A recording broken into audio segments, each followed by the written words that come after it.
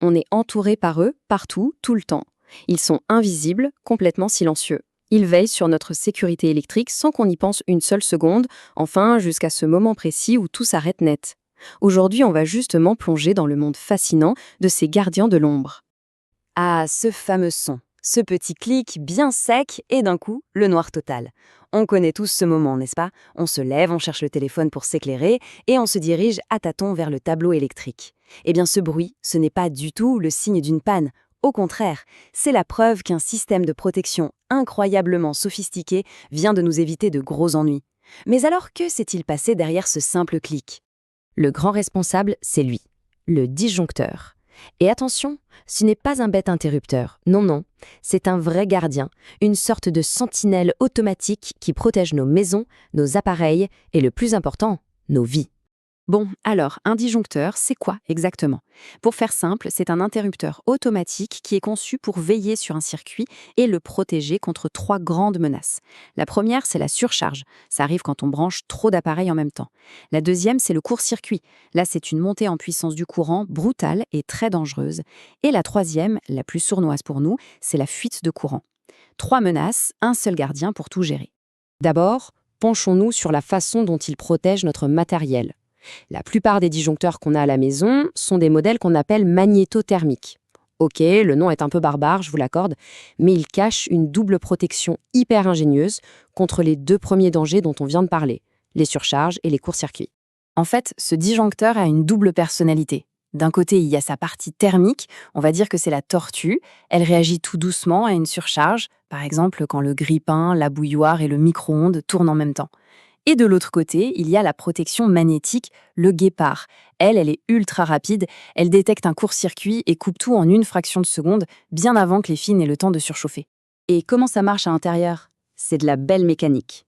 Pour la partie thermique, la tortue, imaginez une petite lame faite de deux métaux différents collés l'un à l'autre. On appelle ça un bilame.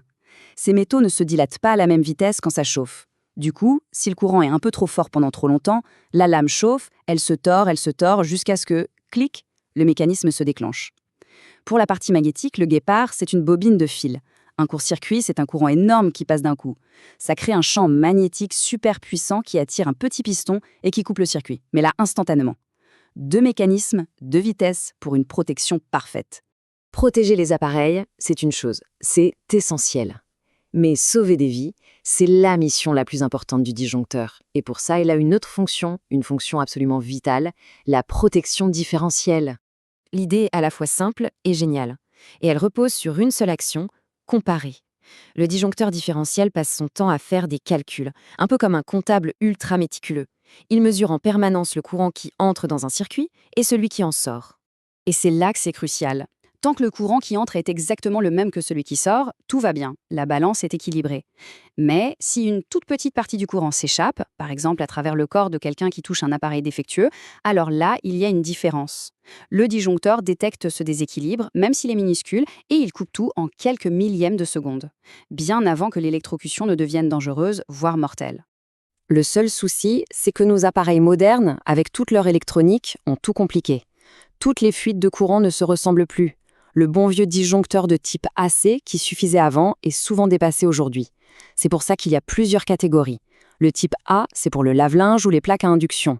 Le type F, encore plus costaud, pour un congélateur ou du matériel informatique sensible. Et le type B, le top du top, indispensable pour les bornes de recharge de véhicules électriques ou les panneaux solaires. Bref, la protection doit sans cesse s'adapter à la technologie qu'elle protège.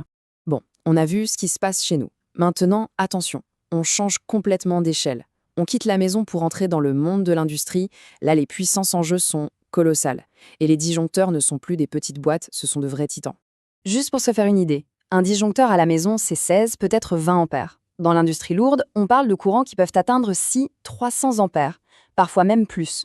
La force que ces appareils doivent être capables de maîtriser est juste gigantesque. Évidemment, dans un environnement aussi exigeant, il faut une famille de disjoncteurs super spécialisés. On a le MCCB, le disjoncteur à boîtier moulé, c'est le costaud polyvalent pour les grosses machines. La CB, ou disjoncteur à air, c'est le grand chef d'orchestre des énormes tableaux de distribution dans les usines ou les data centers. Et enfin, le VCB, le disjoncteur à vide qui travaille en moyenne tension avec une fiabilité et une endurance à toute épreuve. Et si on allait encore plus loin? Après l'industrie, on arrive au sommet de la pyramide, le réseau de transport d'électricité qui couvre tout un pays. Là, on ne parle plus de titans, on parle de véritables géants qui gèrent l'énergie d'une nation entière. Ici, les tensions atteignent des niveaux qui donnent le vertige. On peut aller jusqu'à 800 000 volts. Les disjoncteurs qui fonctionnent à cette échelle sont des monstres de technologie. Ils peuvent faire la taille d'un petit immeuble. Leur mission est toujours la même, mais le défi, lui, est infiniment plus grand. Le problème, ce n'est plus juste d'ouvrir un circuit. À 800 000 volts, l'électricité n'a aucune envie de s'arrêter. Couper un courant pareil, c'est comme essayer d'attraper un éclair et de l'éteindre. L'énergie est tellement intense qu'elle peut traverser plusieurs mètres d'air pour continuer son chemin. Un réseau électrique, ça ressemble à une gigantesque toile d'araignée. Chaque ligne, chaque intersection est un point critique. Et les disjoncteurs, ce sont les gardiens de ces carrefours énergétiques. Ils sont prêts à isoler une section en défaut en quelques millièmes de seconde pour éviter un blackout généralisé. On touche là au cœur du défi. Quand les contacts métalliques du disjoncteur commencent à s'écarter pour couper le courant, un arc électrique absolument monstrueux jaillit entre eux. C'est du plasma, à des milliers de degrés. Tout le génie de l'ingénierie des disjoncteurs très haute tension, c'est de trouver un moyen d'éteindre cet arc le plus vite possible. Et la solution est d'une élégance incroyable. Au lieu de se battre de front contre la puissance de l'arc, on utilise la ruse. Le courant alternatif n'est pas constant, sa valeur monte et descend en permanence, et il passe par 100 fois par seconde. Les ingénieurs ont donc eu cette idée géniale, synchroniser le disjoncteur pour qu'il ouvre ses contacts précisément à ce moment où le courant est nul. Sans courant pour l'alimenter, même pendant une microseconde, l'arc s'éteint tout seul. C'est magnifique. Et voilà comment tout se rejoint. De la petite boîte en plastique dans notre entrée au géant d'acier dans un poste électrique, le principe de base ne change pas.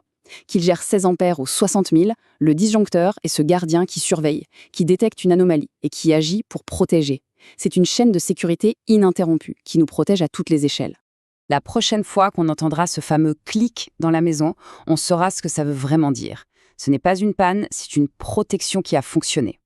De la simple petite lame de métal qui se tord dans notre tableau jusqu'à l'extinction parfaitement synchronisée d'un arc de foudre sur une ligne à haute tension, c'est toute une science qui veille sur nous. La technologie la plus importante n'est pas toujours celle qu'on voit, mais bien celle qui nous protège en silence.